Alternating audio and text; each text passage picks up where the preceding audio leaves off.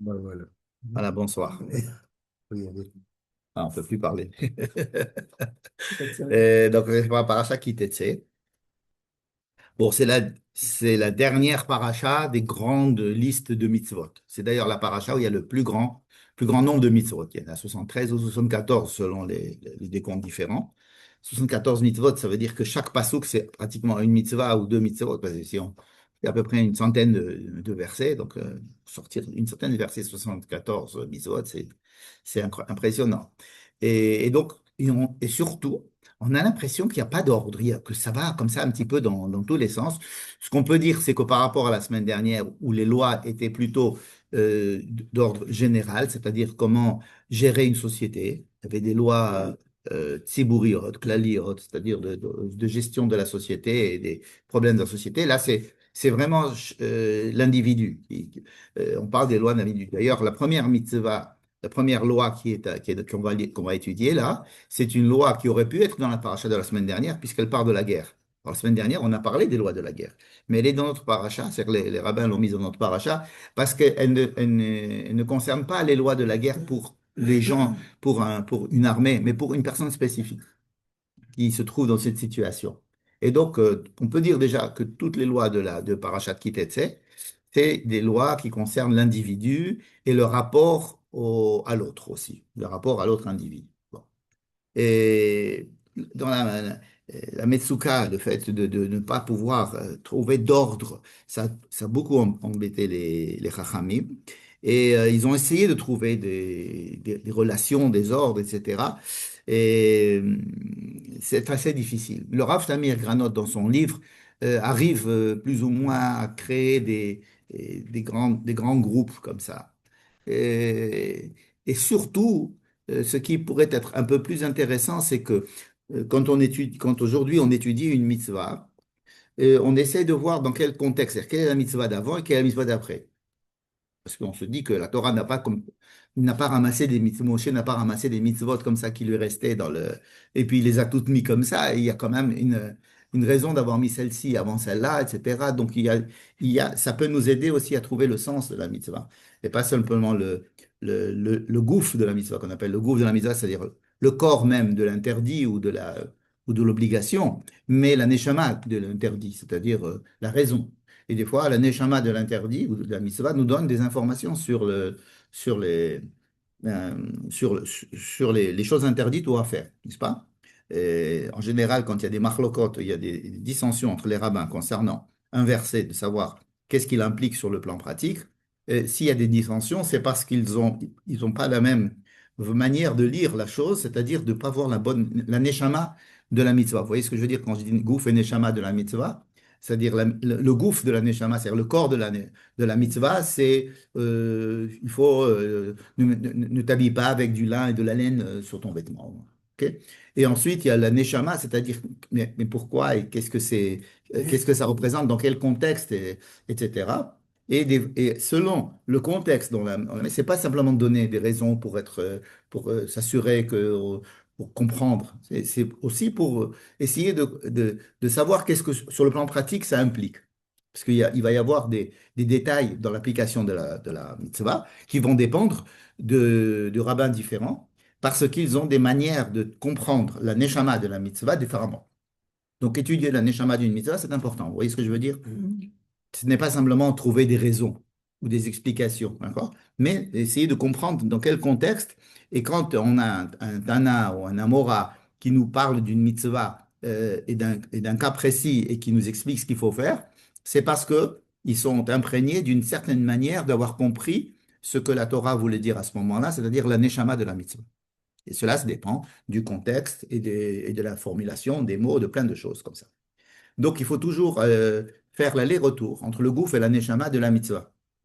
D'accord.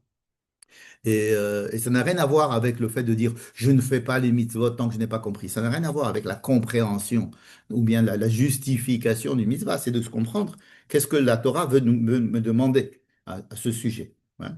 Et on va voir ça, ce que je viens de dire, euh, selon plusieurs mitzvot qu'on va choisir, parce qu'on ne peut pas tout évidemment faire, mais on va voir, et en plus, on ne va pas étudier toutes ces mitzvot, mais on va essayer de trouver quelques petites choses peut-être à rajouter par rapport euh, à ce qu'on a dit les autres années. Alors, notre paracha commence par Kitetse, et le titre de la paracha, c'est Kitetse. Et c'est assez. Moi, j'avais pendant une année essayé d'expliquer les titres. Pourquoi est-ce que les rabbins ont choisi ces titres de paracha? Parce qu'on peut choisir le titre que l'on veut. On n'est pas obligé de prendre le premier ou le deuxième mot, ou le troisième. Des fois, on prend le mot du deuxième verset. Et, euh, et donc, il y a toujours une intention à donner le titre de toute la paracha avec un mot qui pourrait nous donner une indication sur l'esprit même de la paracha. D'accord. Shoftim, c'était évident que c'était quelque chose qu'on nommait des juges pour toute la. Shoftim Veshoterim, nommer des juges dans un policier. On a tout de suite compris que toute la paracha s'occupait des problèmes de la nation, de la collectivité, n'est-ce pas? Et là, c'est qui t'etsai, on s'adresse à une personne, on dit si tu sors. Qui t'etsai lorsque tu sortiras. Ou si tu sors. D'accord?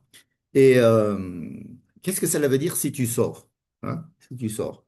Donc, il y a quelque chose qui est assez remarquable, à mon avis, dans toutes les lois de la paracha, c'est que une personne pourrait ne pas sortir.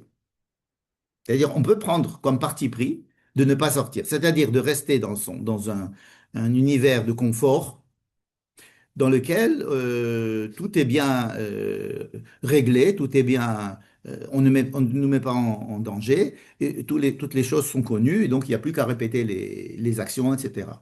Tandis que le fait de sortir de sa zone de confort nous met en conflit ou alors nous met en situation de crise parce qu'on va rencontrer des problèmes, n'est-ce pas? Donc il y a des gens qui préfèrent ne pas sortir du tout. Oui, par exemple, même physiquement, il y a des gens qui ne veulent pas sortir de leur quartier, par exemple. Des gens qui ne veulent pas rencontrer des gens qui ne sont pas comme eux. Des gens qui ne veulent pas aller dans le monde du travail. Des gens qui veulent rester dans leur petit coin, etc. Et cela provient d'un point de vue assez hum, de la peur, point de vue qui vient de la peur. Bon, on appelle souvent ces gens-là les Haredim, c'est-à-dire ils ont peur de sortir. Or, la paracha s'adresse à des gens qui vont sortir. Et on a l'impression que la Torah n'est pas du tout contre le fait qu'on sorte. Au contraire, elle nous apprend à sortir et à nous confronter à des situations qui ne sont pas les situations idéales dans lesquelles on aurait préféré vivre, mais qui sont les situations de la vie. Alors, la première sortie, c'est l'enfant qui sort du ventre de sa mère. Et évidemment, il va sortir d'un milieu idéal, hein, d'accord? Où il va commencer, là, la première chose qu'il va faire, c'est crier, et puis il va recevoir des claques s'il a pas crié. Et puis, c'est un changement de température terrible, et des changements de conditions terribles. Et donc, c'est la première sortie, et cette sortie merci beaucoup, va annoncer la couleur, si j'ose dire, à l'enfant, au nouvel être, qui va être confronté toute sa vie à des sorties. Donc voici pour le titre, Kitetse. Et justement, on va essayer de dire quelques mots à propos de la première mitzvah. Donc Kitetse, la milchama aloivecha. Lorsque tu sortiras en guerre contre un ennemi, ton ennemi, n'est-ce pas? On va sortir en guerre. Donc il s'agit d'une guerre qui est c'est pas une guerre obligatoire, une guerre qui nous est imposée par la Torah en nous disant quand tu rentreras dans la terre d'Israël, tu feras la guerre pour conquérir le territoire et t'installer. Ce sont des guerres obligatoires. Ce sont des, milchemet mitzvah. Et dans ces cas-là, tout le monde fait la guerre. Tout le monde fait la guerre, même un khatan qui est sous la choupa, on arrête la choupa, il va à la guerre. Donc, tout le monde fait la guerre. C'est un milchemet mitzvah. Alors là, il y a une deuxième catégorie de guerre, ce sont des milchemet reshut. Milchemet reshut, ça veut dire que on a envie d'aller conquérir des territoires, et on a envie d'agrandir notre espace vital. Bon, il peut y avoir des velléités comme ça. Et c'est à ce sujet-là que l'on parle. Donc, c'est vraiment une situation de choix. Je veux sortir, je veux aller en guerre. hein, puisque c'est le roi qui a décidé qu'on aille en guerre, mais enfin, c'est nous, c'est notre roi qui a décidé d'aller en guerre, et pas une guerre de défense, c'est une guerre de conquête. Hein. Et alors, il y a dans cette situation de guerre, de conquête volontaire, une situation où l'homme rencontre dans le butin, c'est-à-dire parmi les prisonniers, il rencontre une femme, il tombe amoureux d'elle, et il y a donc toute une série de lois qui vont essayer soit de lui permettre de se marier avec elle, soit sous un autre angle de vue, de lui dire combien ce qu'il fait n'est pas bien et qu'il devrait arrêter ça. Donc c'est un long processus. Alors, il y a plusieurs manières de lire cette paracha, et les commentateurs vont la traduire selon leur manière de voir les choses. Première manière, c'est de se dire, OK, il sort, il tombe amoureux d'une femme, impeccable, il doit la prendre et il doit tout faire pour la rendre juive et pour l'amener à la maison et de l'aimer. Donc, elle doit s'habiller, elle doit mettre des beaux vêtements, elle doit s'arranger les ongles, elle doit s'arranger ses cheveux, et elle ne peut, elle rentre à la maison, je ne dois pas la mettre ailleurs, etc. Donc, je dois l'accueillir, etc.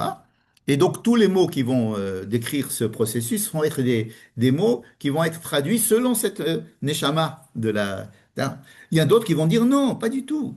La Torah, ce qu'elle veut, c'est qu'il ne se marie pas avec elle. C'est que il a rencontré une fille qui n'était pas juive, qui est goy, qui vient d'une tarbout, d'une culture étrangère, qui est probablement idolâtre. Et nous avons beaucoup d'endroits dans la Torah où il est interdit d'épouser des femmes idolâtres parce qu'on sait elles vont m'entraîner à l'idolâtrie, etc. Donc, on va lui dire, mais je peux rien faire contre lui, le pauvre, c'est un soldat. Et en tant que soldat, il est dans un état second. Donc, je ne veux pas lui interdire à brûle pour moi, mais ce que je vais faire, je vais lui mettre des bâtons dans les roues. Et donc, je vais lui dire, il faut pas, il faut. Donc, si elle avait, peut-être que tu étais amoureux de son vêtement, alors on va attendre, elle change de vêtement. Peut-être que tu penses que c'est sa coiffure qui t'a plu, alors on lui change de coiffure. Peut-être que On n'a c'est, pas besoin de ça. hein, alors, ça dépend. Ou bien, par exemple, moi, j'avais fait une thèse sur les ongles à un moment donné. Et donc, je voulais savoir si faire ses ongles, parce qu'il y avait Asta et Tsiporneha, elle fera ses ongles. Est-ce que ça veut dire qu'elle est coupée? Ou est-ce que ça veut dire qu'elle doit les laisser allonger? Est-ce qu'elle doit les peindre? Est-ce qu'elle doit les teindre? Est-ce qu'elle doit au contraire, et il y a toutes les explications dans la Gemara. Toute la Gemara. Il y a toutes les possibilités. Elle doit les couper pour être plus belle, elle doit les couper pour être plus moche. Elle doit les laisser plus longues pour être plus belle, elle doit les couper, les laisser longues plus longues pour plus moches.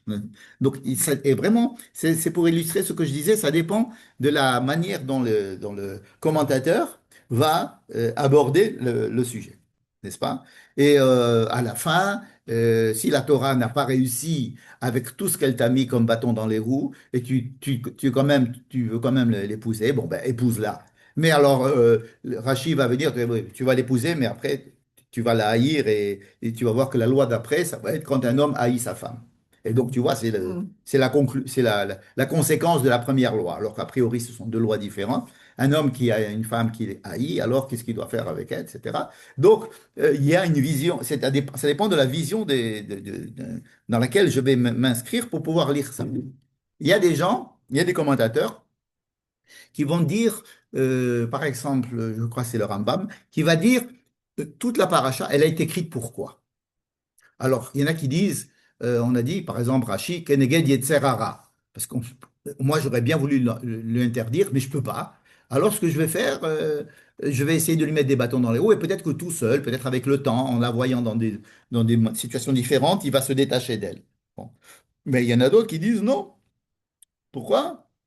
C'est bien de se marier avec de ramener des gens qu'il faut à l'intérieur du giron du peuple juif, si c'est quelqu'un de bien. Alors, il y a des chassidim, par exemple, qui vont dire que l'un des buts des juifs, c'est de prendre toutes les nitzotzot de Kedusha qu'il y a dans les peuples, et qu'il y a dans chez tous les peuples des bonnes choses, des bonnes midot. Il faudrait au contraire les cachériser et les faire entrer à la terre du peuple juif.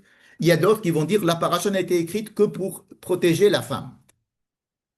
C'est-à-dire qu'en nous décrivant cette situation très particulière, elle veut nous donner la liste des droits de la femme et de la protéger vis-à-vis de tout ce qu'un un soldat ou un conquérant pourrait faire sur une femme qui est dans le butin, c'est-à-dire une prisonnière. Déjà une femme, ensuite de notre peuple, ensuite prisonnière. Alors on s'attend aux pires exactions.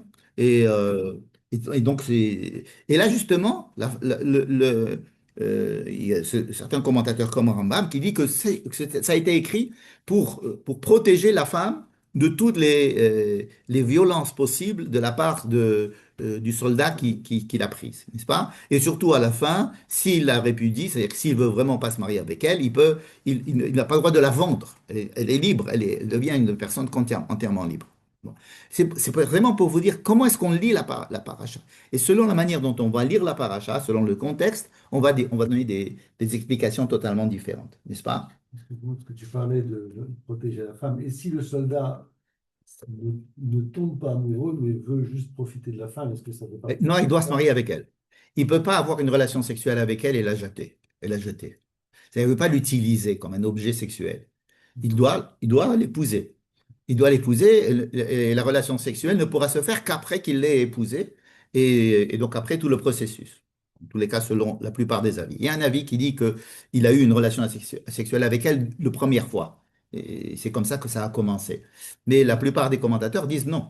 On lui interdit la relation sexuelle jusqu'à ce que, il l'apprenne, qu'il l'épouse et que tout soit fait en bonne et due forme. Et ensuite, au bas, euh, au Bralta, il a le droit il peut avoir une relation sexuelle avec elle. Mais cette idée d'essayer de trouver des liens entre les différentes mitzvot, ça arrange bien ceux qui disent que Keneged Hayetzer Hara Dibra Torah. Ça veut dire qu'ils pensent que la Torah était obligée. C'est comme si on vous dit, bon, tu te balades à Paris, tu as faim, tu n'as rien mangé de la journée, et tu es devant une très jolie vitrine avec des très jolis sandwichs au saucisson ou bien de porc avec du machin. Bon, écoute, je peux pas te dire de pas rentrer, ne pas le manger. Bon, alors ce que tu peux faire, c'est essaye quand même de te boucher le nez ou alors de fermer les yeux. Ah non, mais tu as quand même envie, l'envie reste. Bon, alors tu rentres. Mais alors, dans ce cas-là, ce que je sais, moi, on va te mettre des bâtons dans les roues pour pas que tu manges ton sandwich au jambon. On n'a jamais vu ça dans la Torah. Un truc il est interdit. Qu'est-ce que ça veut dire? Ah non, mais il vaut mieux qu'il l'épouse de façon juive plutôt qu'il fasse n'importe quoi avec elle. Ouais, c'est une manière de voir. C'est une manière de voir.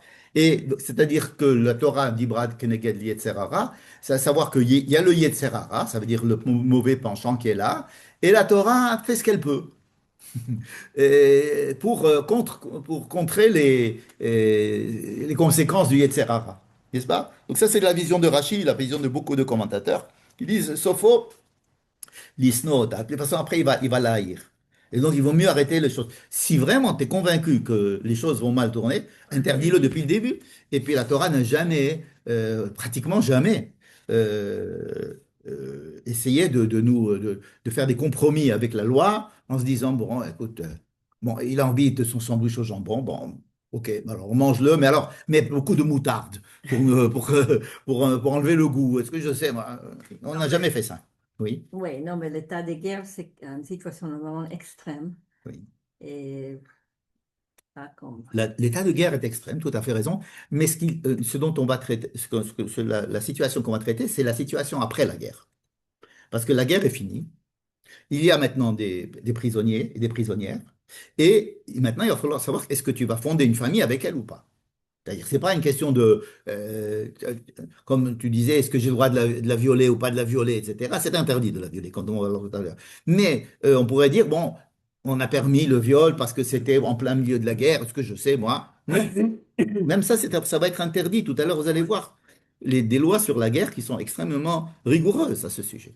Et là, on va pas parler de la guerre, ni de la situation de la guerre, on va parler de la situation après la guerre. Ça veut dire que maintenant, ça y est, on a fini, on a les trucs. Qu'est-ce que je fais avec l'amour que j'ai pour cette femme? Et donc, qu'est-ce que je fais avec ma relation avec elle? Et comment est-ce que on va te dire, OK, sa seule manière de t'en sortir, c'est de fonder une famille avec elle. Et donc, on va parler d'une situation pérenne qui sera en dehors de toute guerre et qui sera une situation pérenne. N'est-ce pas? Donc, les commentateurs qui refusent de voir cette mitzvah comme Dibra Torah Keneged Yetzerara. C'est-à-dire que Dibra Torah Keneged Yetzerara, c'est la vision de Rashi, je répète, qui dit la Torah ne répète, n'essaye que de limiter les dégâts. Mais de toutes les façons, ça sera catastrophique. D'accord? Et il y a d'autres commentateurs qui disent non, pas du tout. C'est une situation où la personne pourrait avoir envie de se marier, et donc dans ce cas-là, cela est possible, puisque c'est une prisonnière, et donc cette prisonnière a pour, à la fin, elle va rentrer dans le peuple juif, puisque qu'est-ce qu'ils vont faire les prisonniers si ce n'est pas de rentrer dans le peuple juif? Donc c'est pour essayer de savoir comment est-ce qu'elles doivent rentrer dans le peuple juif, s'assurer de leurs droits, t'interdire de n'en profiter comme des objets, et donc et des regards, comme c'est une situation extrême, on apprend sur les situations normales. D'accord? OK. Et cette deuxième façon de voir, donc j'ai donné deux manières de voir qui sont diamétralement opposées. Et une, c'est le Dibra Torah qui je mets là, Keneged Sahara, pardon. Et la deuxième, c'est de dire, c'est des scrouillottes de la femme. Mais c'est ça, ça veut dire que c'est presque une situation normale, c'est-à-dire que même s'il n'y avait pas de guerre, ça serait presque adaptable. D'accord. Et de là, on apprend toutes les lois. Si en situation de guerre, ça se passe comme ça, avec une prisonnière qui n'est pas juive à la base, et que tu as tout le pouvoir a priori sur elle, etc., et on te dit qu'est-ce qu'il faut faire pour que tu puisses l'épouser, donc a fortiori avec dans les cas normaux, si j'ose dire, c'est pas des cas de pas de guerre.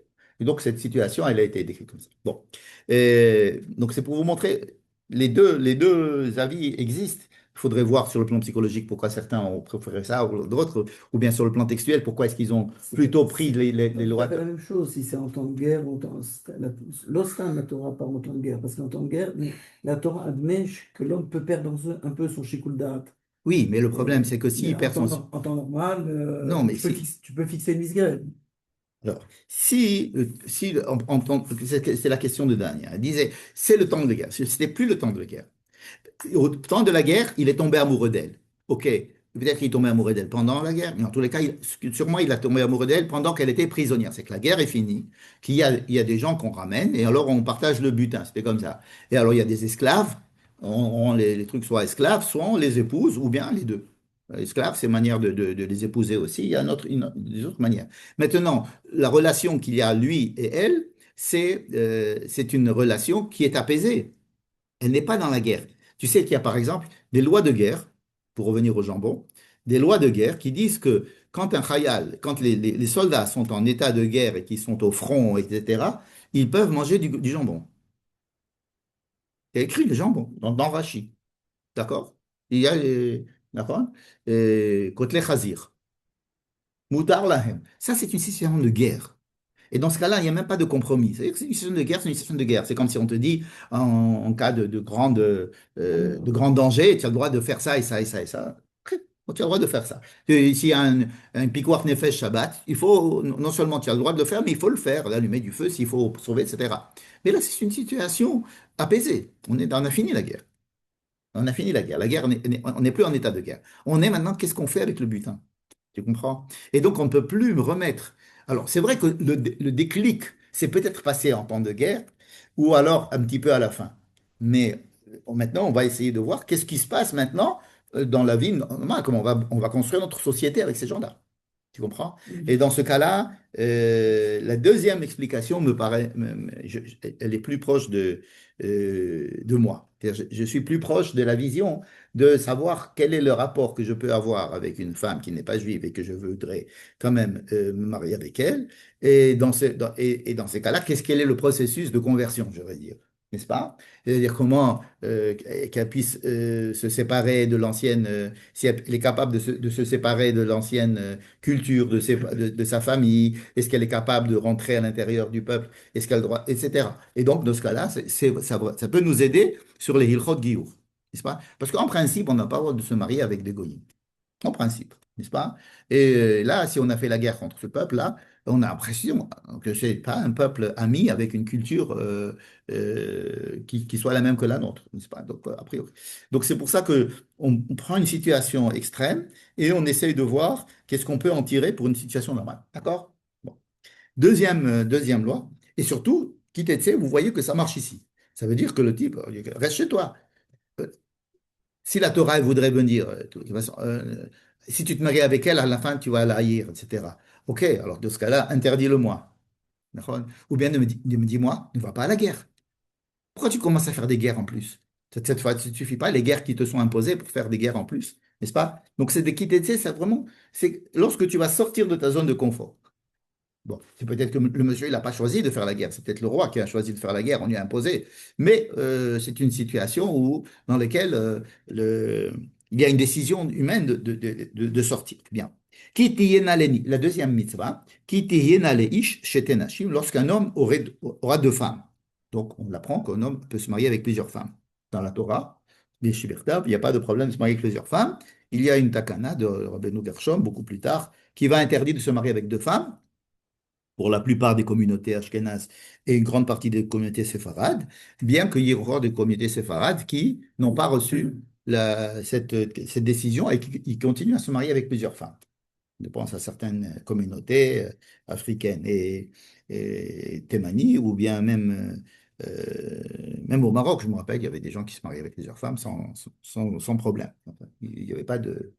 et- Mais bon, c'est pratiquement disparu. Je crois qu'on les obligeait.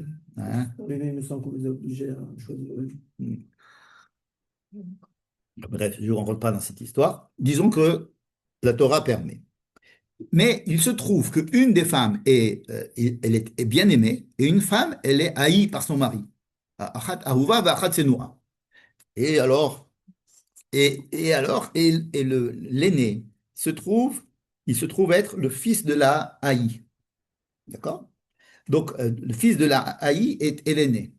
Alors, il ne pourra pas déclarer l'aîné le fils de celle qu'il aime. D'accord? Ok. On a fait ça. Et donc, et là, on apprend qu'il doit lui donner deux parts. De passer outre. לא יוכל לבקר את בן האהובה על פני בן הסולם. את הבכור בין השנואה, le fils, l'aîné biologique, c'est-à-dire même si c'est le fils de celle qu'il n'aime pas, il ne peut pas le déshériter de deux parts. Parce qu'en principe, ce passage nous apprend quoi? Il nous apprend pas qu'il faut haïr sa femme. Faut pas il nous apprend qu'il faut donner deux parts à l'aîné. C'est ça qu'il nous apprend. Hein? Il vaut mieux être aîné. C'est pas sûr. J'ai été mévater sur les deux parts. Non, pourquoi on donne deux parts? Allez. À l'aîné, parce qu'il a une double responsabilité. Il va prendre la responsabilité de la famille après, etc. On a vu dans le livre de Bereshit l'importance de l'aînesse. Mais alors là, si le but de la Torah, imaginons, la Torah, elle veut m'apprendre, qu'est-ce qu'elle veut m'apprendre? Elle veut m'apprendre que l'aîné, il faut donner deux parts d'héritage. C'est ça qu'elle veut m'apprendre. Il faut mettre Pourquoi elle se rend dans une situation où tu as un homme qui a une femme? Donc, ça veut dire, l'aîné, tu dois donner le part à l'aîné dans n'importe quelle situation. Rachid te dit, même s'il n'aime pas, ou dans n'importe, il aurait pu te dire, tu devras donner à ton aîné, à un aîné biologique, deux parts. Et il doit être aîné, quels que soient les sentiments que tu peux avoir envers lui ou envers sa mère. Tu ne peux pas rentrer tes sentiments personnels sur une halakha et changer d'halakha parce que tu aimerais bien que ça soit. Mais ça, c'est normal. Il est normal qu'un père qui dit Oui, je vais déclarer ce fils aîné, c'est- c'est très important, pas simplement pour le fait qu'il va prendre deux parts d'héritage, mais c'est pour savoir qui c'est qui va prendre la direction de la famille après. Et donc, si tu as par exemple une femme qui a des enfants et qui les éduque dans une certaine idéologie qui ne me convient pas, et donc je pourrais me dire, moi, je dois préférer l'idéologie de l'autre femme, n'est-ce pas? Alors pourquoi la Torah est allée me chercher un cas tellement compliqué? Alors, comme si c'était un cas, comme ça, un homme s'est marié avec deux femmes, ok, il y en a une qu'il aime, une qu'il n'aime pas. Alors, et il se trouve que dans ce cas-là, il ne pourra pas prendre l'aîné de la femme qu'il n'aime pas, de prendre l'aîné de la femme qu'il aime, alors qu'il ne sait pas lui l'aîné. Le vrai aîné, c'est celui de la femme qu'il n'aime pas, et lui donner, pour lui donner deux parts. Puisque l'intérêt de cette histoire, c'est donner deux parts. Vous comprenez ma question? Pourquoi la Torah ne va pas directement me dire le but de cette histoire? Si moi, Torah, j'ai envie de t'indiquer une loi, je te la dis, la loi. Pourquoi me rentrer dans une situation alambiquée et à la fin, bon, ok, C'est la première fois que cette loi est présentée dans le Torah pour ouais, les deux parts. ouais, Hmm. oui. Alors, dans le livre de Bereshit, on a plein d'histoires de Béchor. C'est pratiquement toutes les choses. Alors, j'ai cherché, par exemple, dans les, dans toutes les lois hein, qui existaient avant la Torah. Dans la Mésopotamie, hein, etc.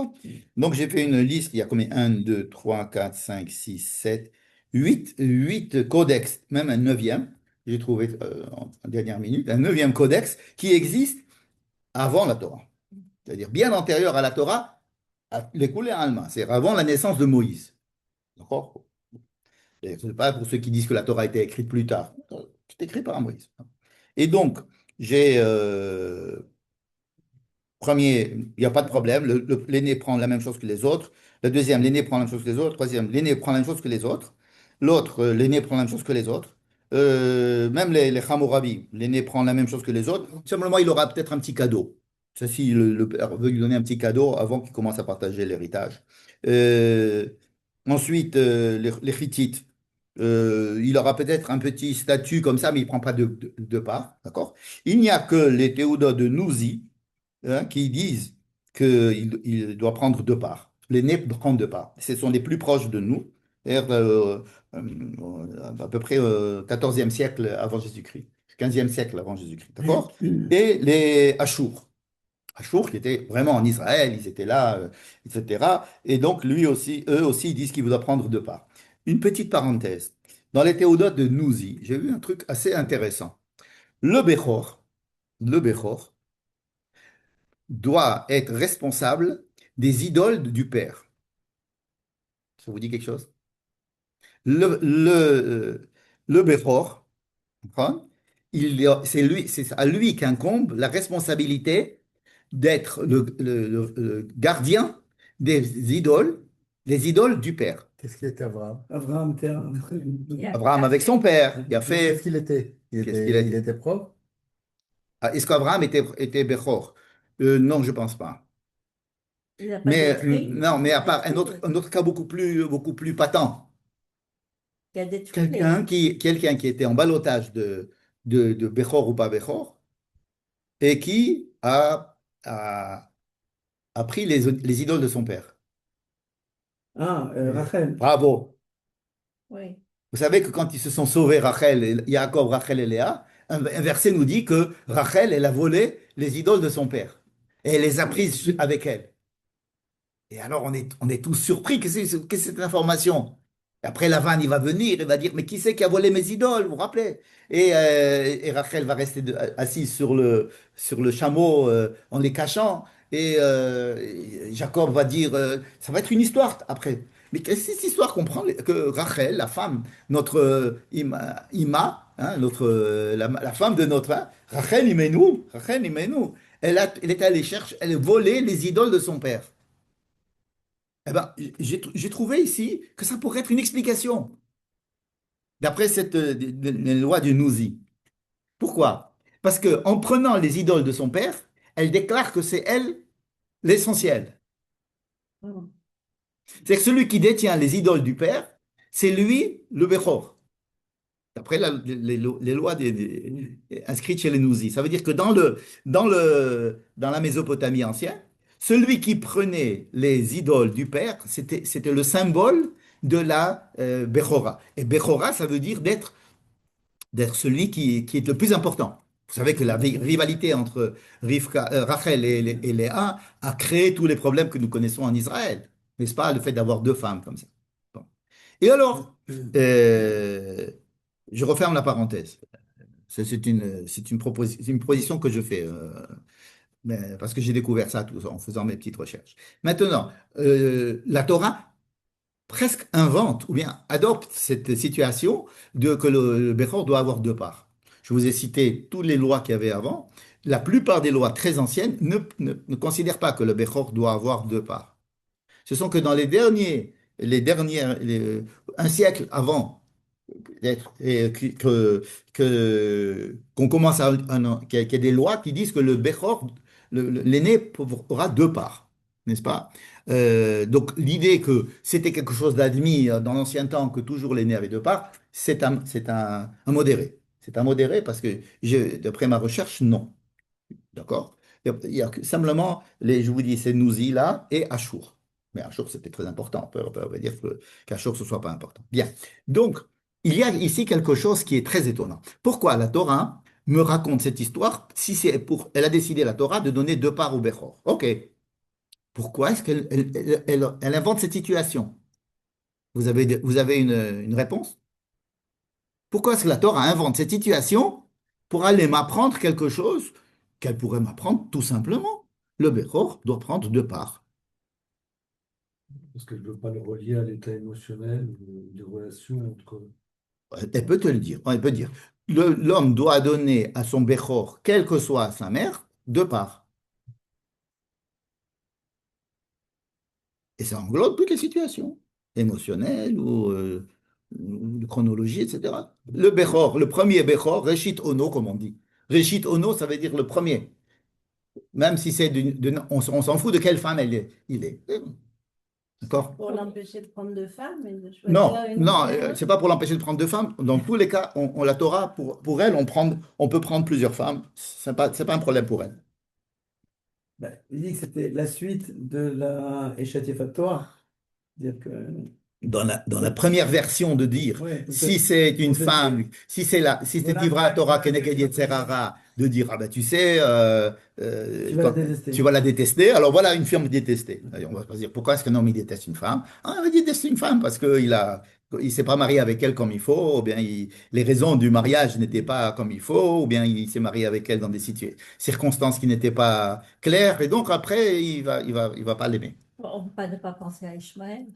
Non. Ishmaël, tiens. Pourquoi Ishmaël? Parce que Ishmaël est aussi l'aîné, il est l'aîné de la femme, mais le problème de Ishmaël, c'est que Agar n'était pas la femme légitime, c'était la concubine.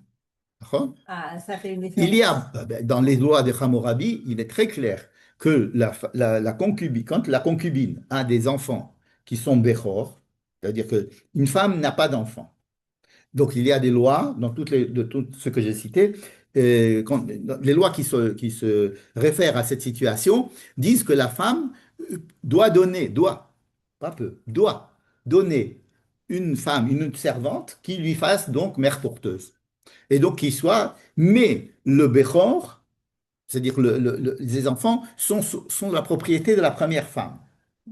Et l'homme doit décider quel est le statut de ses enfants de son vivant. Parce que ce sont des enfants qui sont les enfants de la concubine. Et donc là, ça correspond tout à fait avec Abraham, Ishmaël, Agar et Sarah. Et là, ça, c'est dit. C'est-à-dire que l'homme décide qui va l'hériter, Birlal, qui va être l'hérité, ou ne va pas l'hériter. Il faut qu'il déclare au cours de son vivant de dire, voilà, cet enfant-là, c'est lui qui va être mon successeur et pas l'autre. Parce que l'autre est le fils de la. C'est-à-dire qu'il a une possibilité, l'homme, de jouer sur le statut des enfants nés d'une femme concubine. Dans les lois de Hammurabi, c'est très clair, ça. Yaakov a donné une double part à Yosef et pas à Réhouven. Oui. Ça, c'est le Là, problème. c'est le prochain. Là, c'est le problème. Bel exemple. Ki tihina leish shete nashim, ha'achad ahuva ve'achad senua, ça nous rappelle tout de suite Yaakov qui s'est marié avec deux femmes. Ouais. Parce que il est écrit, il y a des versets qui disent que Yaakov a aimé Rachel, et il y a des versets qui disent qu'il a haï Léa. Et que Dieu a vu que Léa était haïe par Yaakov. Haï, ça veut dire qu'il n'a jamais voulu se marier avec Léa. C'est pas une femme, ça lui a été imposé, il l'a trouvé dans son lit le matin des noces. Mais il ne voulait pas. Ce qu'il a fait, il était obligé de cachériser cette union, parce qu'on pourrait dire que c'est une union c'est mekartaout, ça veut dire, imaginez que j'ai acheté quelque chose, un objet, tu m'as dit que c'était un chat, j'ai acheté, puis il se trouvait que c'était un chien, donc je te rends, excusez-moi de l'exemple, donc je te rends, tu me donnes ouais,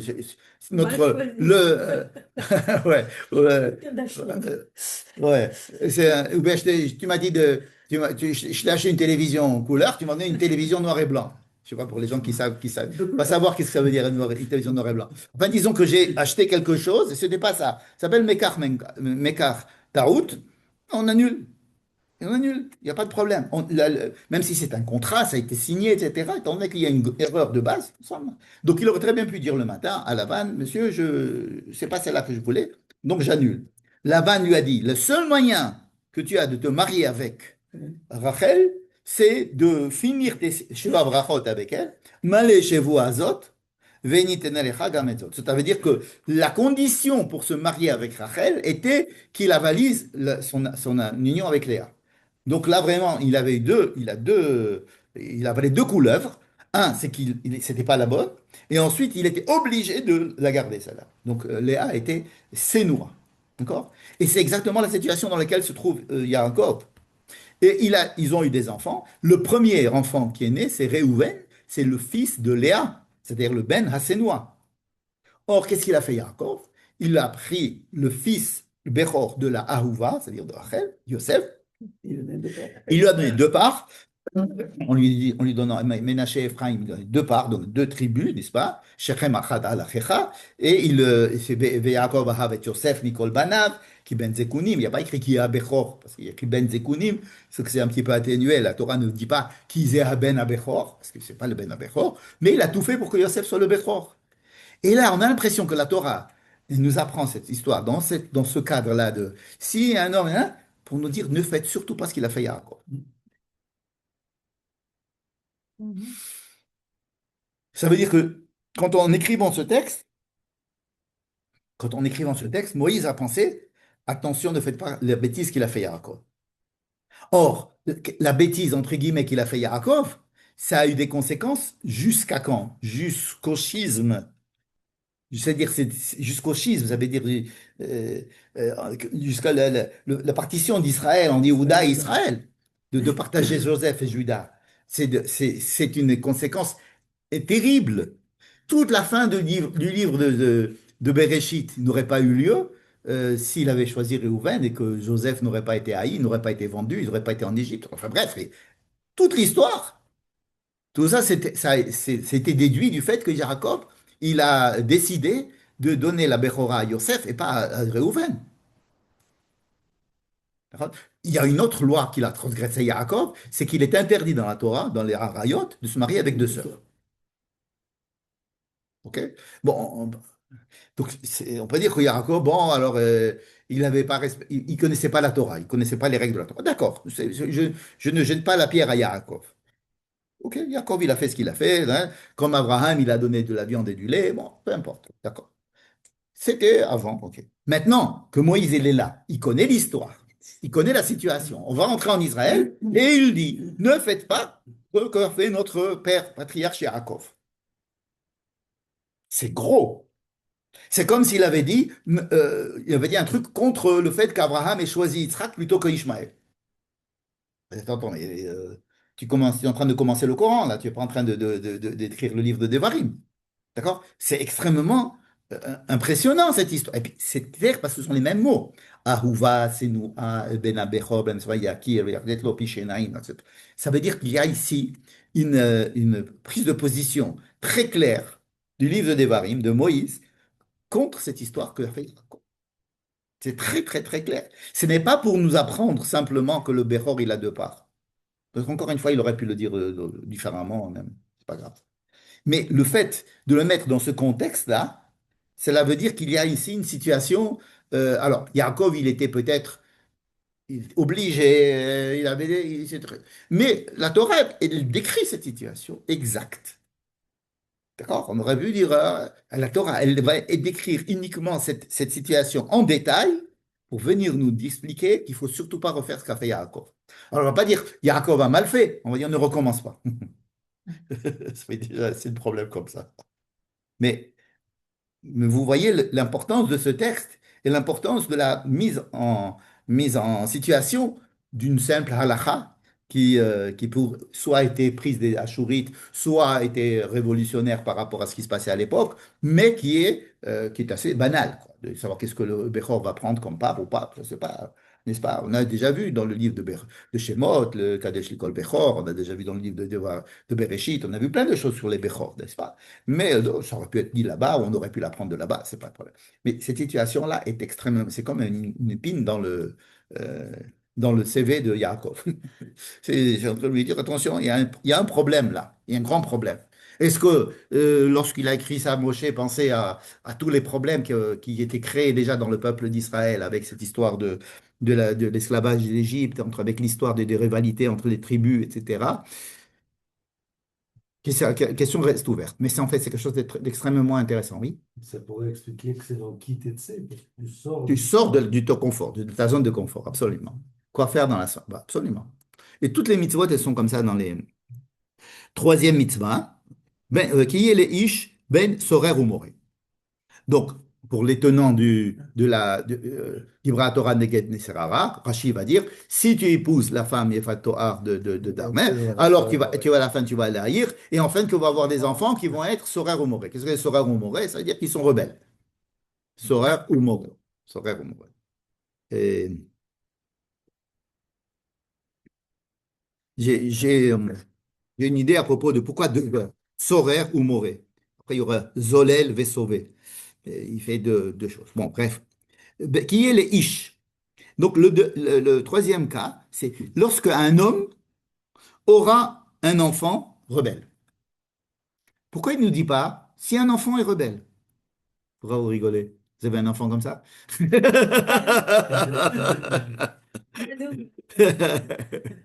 Si un homme a un enfant rebelle, donc la mitzvah, elle est donnée sur l'homme. D'accord? On parle de l'homme qui est un enfant rebelle. D'accord? Et alors, bon, vous connaissez l'histoire, il est rebelle, il n'entend pas son père et sa mère, alors on le fait sortir chez les anciens de la ville, au tribunal, et ils leur disent, regardez, cet enfant est rebelle, etc. Et il ne nous entend pas, et ne nous shoméa. Le mot shoméa, le verbe shoméa est utilisé ici 3 fois. Shoméa. Et c'est très important, shoméa. Le Rav Termier Granot a compté qu'il y avait dans le livre de Devarim plus de 90 fois le verbe entendre. Et que presque dans les 80, presque 90, ça veut dire très très peu de cas où c'est pas comme ça, mais dans 90 des cas, l'ishmoa, c'est respecter l'autorité divine. C'est écrit dans le livre de Devarim. Si vous écoutez les paroles de Dieu, ça veut dire qu'il y a dans la Shmi'a, c'est pas simplement il n'entend pas, c'est pas qu'il a des problèmes de surdité, c'est qu'il ne reçoit pas, qu'il n'accepte pas l'autorité de Dieu. Et ici, on va dire la même chose à propos des enfants, enfin de ce fils par rapport à ses parents. Il ne reçoit pas l'autorité parentale. D'accord? Et alors, va le faire sortir et on va le lapider. Va mettre et il mourra. Comme ça. Mais Paul Israël, Yirou ve'iraou. Tout le peuple d'Israël entendra cette chose-là, ils verront et ils vont avoir peur. La Mishnah dit qu'il y a 4 cas dans la Torah où c'est écrit qu'il faut mettre à mort et tout Israël verront et vont prendre la graine. 4. C'est quoi? C'est 4 cas de un, c'est Zaken Mamre. Ça veut dire que c'est un chacham, c'est un sage mais qui n'est pas d'accord avec la plupart des gens, la plupart du Sanhédrin, la plupart des législateurs. Et donc, il va continuer à faire ce qu'il veut, ce qu'il pense lui contre la vie générale. Parce que lui, il pense que c'est pas comme ça. Zaken Mamre. On le fait sortir, on le lapide, et, tout le monde, et ça doit être vu et su et dit au tout le monde. Il doit y avoir une oda'a. Il faut les akhriz, akhraza, makhrizim al-arma. Ça veut dire il y a 4 cas. Pourquoi, qu'est-ce qu'il a fait? Chez lui, il n'a pas fait. Non. Zaken, il a fait ça parce qu'il pensait que c'était la bonne chose à faire. Non, il est en dissension avec les autres Achamim, mais il ne prend pas sur lui l'avis de la majorité. Zaken Mamre. Ou alors, Médiar, Messid ou Médiar. Un qui vient et qui dit, moi je vous invite à faire, il fait des réunions politiques et il veut que l'on fasse certaines choses qui sont contraires à la Torah. Bon, ça s'appelle Messid ou Médiar. On le prend, on le lapide et tout le monde doit sur le quatrième cas, c'est quoi? Alors, il y a Ben Sorer ou Moré, un autre. Mais j'ai oublié le quatrième. Bon, c'est pas grave. Ça veut dire que ce sont des quatre cas où on ne peut pas dire que la personne, c'est quand même mise à mort et que tout le monde doit le savoir. C'est des situations où le type, il a pas fait grand-chose. Il n'a pas fait grand-chose. Il a dit des choses. Bon, il a dit. Bon, il a dit. OK, t'as qu'à ne pas le suivre. Ou bien il a pas, ou bien il reçoit pas ton autorité. C'est bien. Hein. Et donc, ce sont des cas où la punition et surtout l'écho que doit faire sa mort doit avoir un retentissement dans tout Israël. Tout le monde doit savoir cette chose-là. Ça paraît anormal par rapport à la faute commise ou à ce qu'on lui propose. D'ailleurs, notre Ben Zora Moré, les rabbins ils disent c'est tellement impensable cette histoire, c'est tellement bizarre, c'est tellement euh, il y a un tellement grand écart entre l'action d'un gosse de 12 ans qui peut-être mange un peu trop ou boit un peu trop ou n'écoute pas, qui n'a pas fait la crise d'adolescence et qui n'a pas. D'accord? Et de là, tu vas le tuer pour. C'est jamais arrivé. Hein? C'est jamais arrivé. Non, la Gemara, Ouais. elle va nous rassurer, elle va nous dire que ça s'est jamais arrivé. Et que la Torah n'a jamais pensé que ça allait arriver et qu'elle nous a dit ça simplement pour qu'on étudie le cas. Alors, étudions le cas. Qu'est-ce que c'est que ce cas? C'est quoi ce cas-là? Alors, à propos des gens de Kitetse, à propos de la truc de Kitetse et de l'explication qu'une chose entraîne l'autre.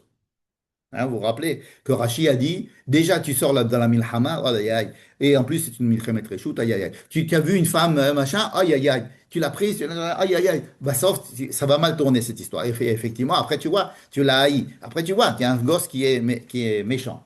Après, tu vois, la loi d'après, c'est quand une personne est mise à mort, il doit être pendu, au moins jusqu'à la tombée de la nuit. Donc, et alors on se dit, ben, alors tu me racontes une histoire d'une catastrophe, une catastrophe à propos de Kitetse. Alors, on peut dire, alors, c'est quoi cette histoire? Il dit, voilà, c'est Al-Shem Sofo. Qu'est-ce que c'est Al-Shem Sofo? Ça veut dire que je prévois dès maintenant que ça va être Un criminel. un criminel, donc je préfère le tuer maintenant. Si c'est comme ça, on ne fait pas d'enfant. Ça veut dire quoi ça? C'est quoi ça? Dans ce cas-là, on ne sort pas. Mhm. On ne sort pas. L'OTC, tu comprends? Alors, ça paraît invraisemblable. Donc, il y a un chapitre entier dans la Gemara qui parle de ce Ben Sorer ou Moré en disant, c'est pour te dire, vraiment, tu penses qu'il est insupportable, cet enfant? Alors, on t'oblige à essayer d'analyser la manière dont toi tu lui parles et la manière dont sa mère lui parle et savoir l'entente qu'il y a entre son père et sa mère, l'éducation qu'on lui a donnée. Est-ce que le père et la mère sont sur la même longueur d'onde au niveau de l'éducation, au niveau des midotes, au niveau des trucs? Et on voit que, ah non, vous avez l'impression que tout va très bien. Toi, tu es un père formidable et ta femme, c'est une femme formidable et vous faites former un couple formidable et ce gosse-là, il est comme ça, mais parce que alors que c'est pas du tout votre faute. Vous êtes formidable. Et tout ce qu'on a fait, c'était formidable. C'est qu'un que lui qui est sorti comme ça tordu. Et donc tout le problème, c'est rien que lui. Ah ben dans ce cas-là, tue-le. Mais c'est humoristique. Ça veut dire que si vraiment tu veux pas reconnaître qu'il peut y avoir des problèmes dans l'éducation, des problèmes dans la psychologie, dans le problème, c'est-à-dire si tu dis tout est parfait, tu as un déni complet et tu dis que tout est parfait dans le meilleur des mondes, c'est rien que lui qui est le problème. C'est lui, il est tordu, tu n'as pas vu? Ah, ben dans ce cas-là, tue-le.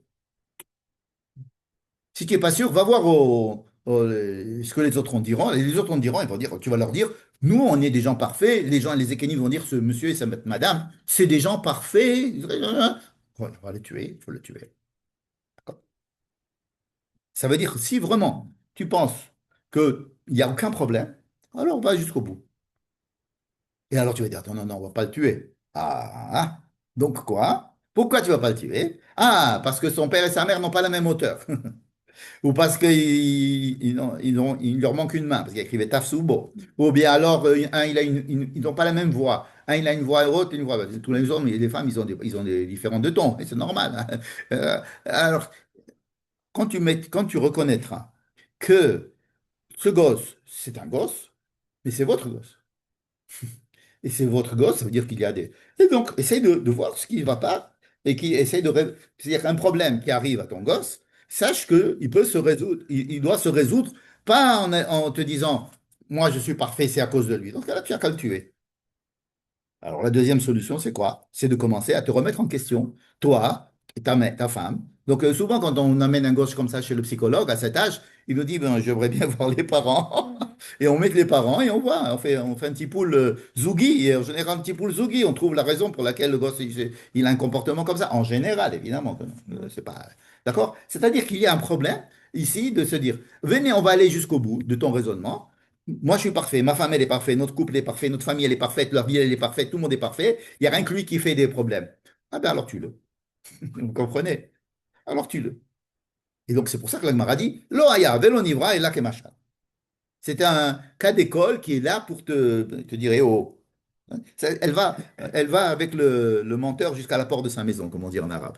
Ça veut dire que tu prends le menteur, tu dis, ah bon, d'accord, d'accord, ok, d'accord, d'accord, jusqu'à ce qu'il arrive chez lui, puis là, tu vois que effectivement, il n'habite pas là et qu'il n'avait rien de ce qu'il avait promis, etc. Mais en fait, tu es allé avec lui jusqu'au bout. Ah oui, d'accord, alors prends-le, machin, oui, allez, on va le mettre à mort. Et là, tu te dis, ah bon. C'est avant qu'il fallait voir déjà les problèmes, n'est-ce pas? Donc ça, c'est... Le Rav Tamir Granot, il dit, Bechol Zot, qu'est-ce que ça veut nous enseigner, cette chose-là? Surtout quand on le compare avec les autres cas où il faut une hachraza. Parce qu'on se dit, bon, pourquoi la Torah joue avec nous avec cet humour macabre? Parce que c'est un humour macabre. J'ai dit tout à l'heure, c'était de l'humour, c'est un humour macabre, n'est-ce pas? C'est quand même pas sympathique de nous dire, mets à mort ton fils. Voilà. Mais alors, qu'est-ce qui se passe? Il dit, eh ben, c'est la même chose avec les autres cas. De Zaken Mamre, de Messit ou Mediyar, et malheureusement, j'ai oublié le quatrième, il va me revenir à la fin. Mais, et dans ces cas-là, on a l'impression que il y a pas une très grand... Quel est le problème dans tous ces les quatre cas? C'est un manque de réception de l'autorité. Alors il dit maintenant, ok, ça y est, on a compris que les parents, maintenant, ils doivent, avant de prendre leur fils et de l'amener au tribunal, ils doivent un petit peu réfléchir entre eux de ce qui se passe. D'accord. Mais quand même, voyons le cas. Voyons le cas. Et il dit, l'autorité parentale, puisqu'il est question ici de l'ishmoa, alors que dans tout le livre de Devarim, l'ishmoa, c'était recevoir l'autorité divine, et on utilise le même verbe ici pour dire il faut l'ishmoa bekol aviv uvkol imu. Il faut qu'il écoute son père et sa mère. Il y a ici une kvira, ça veut dire une parole forte qui dit que l'autorité parentale est quelque chose de capital, pas moins que l'autorité divine. Et qu'à chaque fois qu'on a parlé de mise à mort et de que tout le monde soit au courant, c'est tout simplement pour donner l'importance du respect de l'autorité divine et l'autorité du tribunal et l'autorité des parents.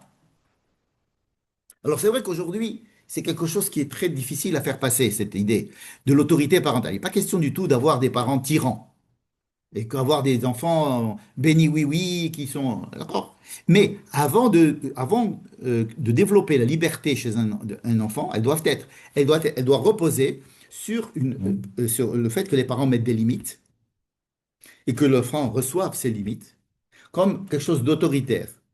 Hein. Par exemple, vous avez Kabed et Avicha et Imecha. On pourrait dire que cette mitzvah-là, elle nous rappelle respecte ton père et ta mère. D'accord? C'est une conséquence de respecte ton père et ta mère. Rappelons-nous que respecte ton père et ta mère, c'est dit juste après le Shabbat. Et il y a même une autre phrase dans la Torah qui dit Ish avi ve'imo tira'u ve'et shabbatotai tishmoru. Qui remet le Shabbat avec le respect des parents en lien. Ou et Shabbatotai tishmoru ve'et migdashi tira'u. Le Shabbat et le Bet Hamikdash. Pourquoi est-ce que ces liens sont faits? C'est-à-dire que pourquoi tu respectes Shabbat?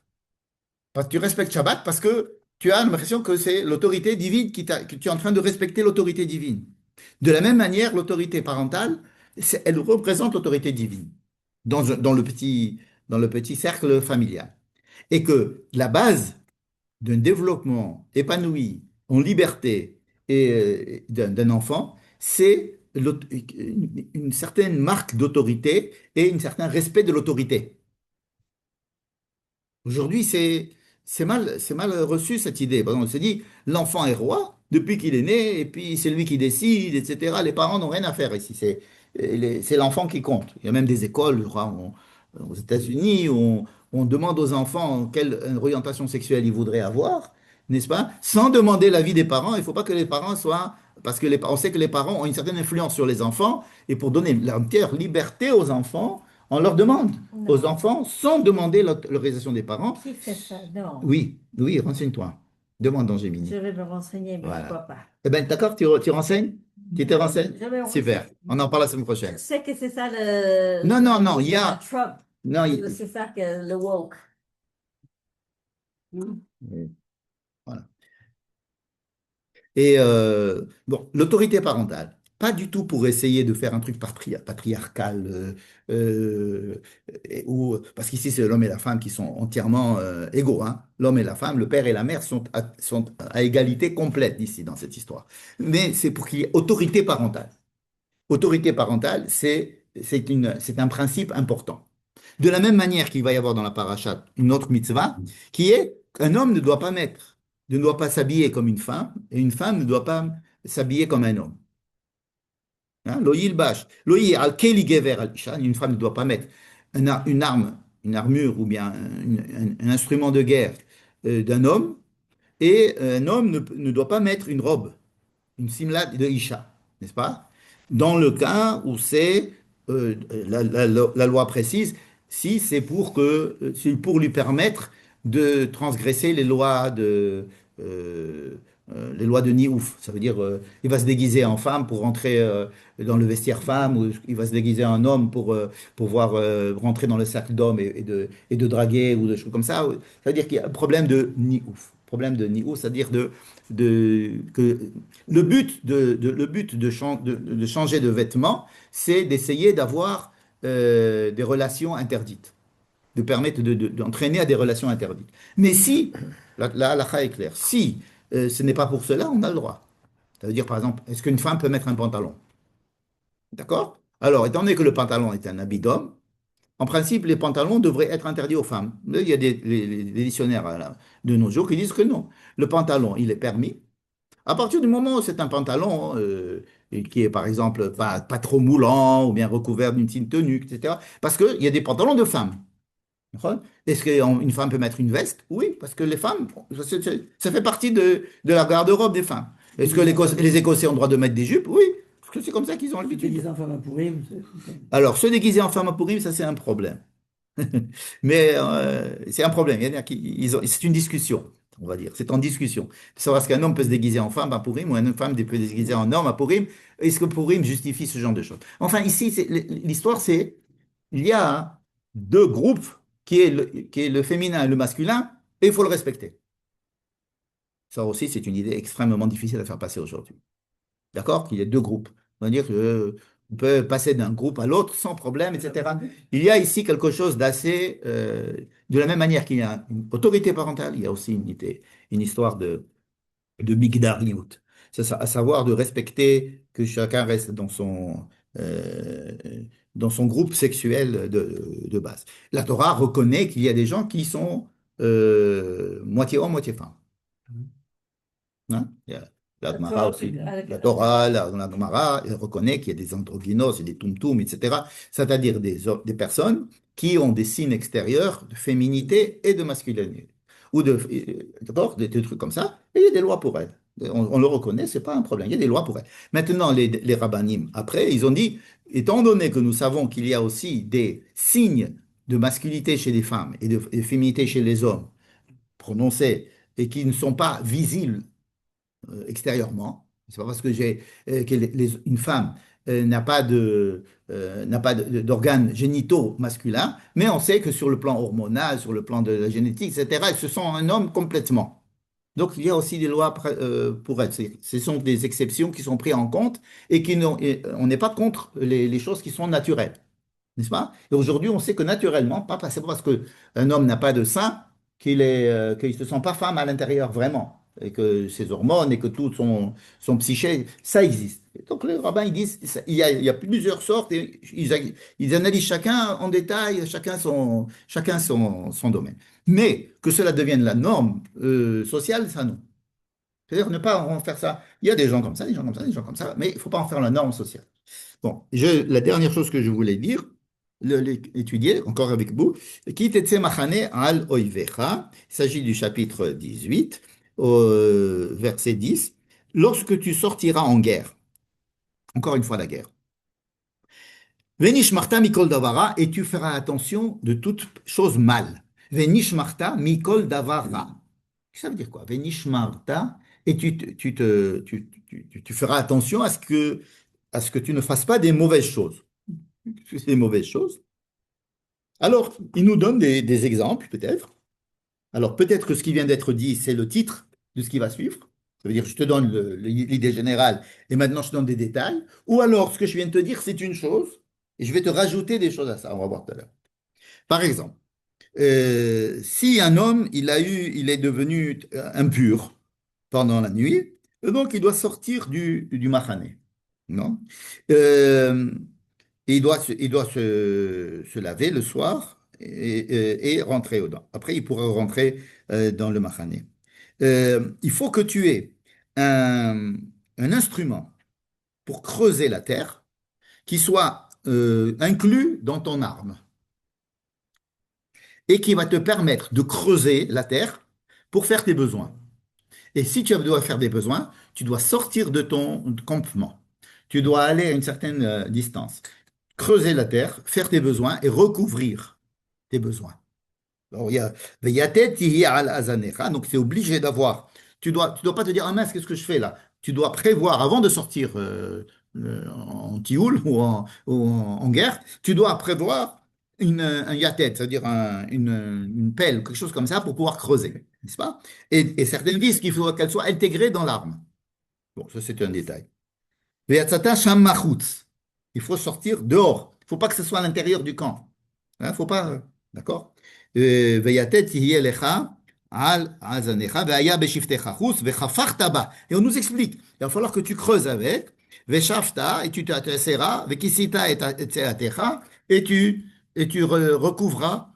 Et tseatecha. Alors, c'est encore une allusion encore avec kitetse. Tseatecha, ça veut dire tes sorties, comme ça on appelle ça. Yetziot, c'est-à-dire ce qui sort du corps. La frachot. C'est toujours dans kitetse. Alors, qu'est-ce que je fais dans kitetse? D'accord? Parce que Dieu est là. C'est que ton machané, il est kadosh. Ton machané, il est saint. Il y a une sainteté dans ton machané. On parle encore une fois de la guerre. Est-ce que ces lois-là de latrine, des lois de prévoir un endroit pour faire ses besoins, etc., ne sont valables que si je sors en guerre? Évidemment, non.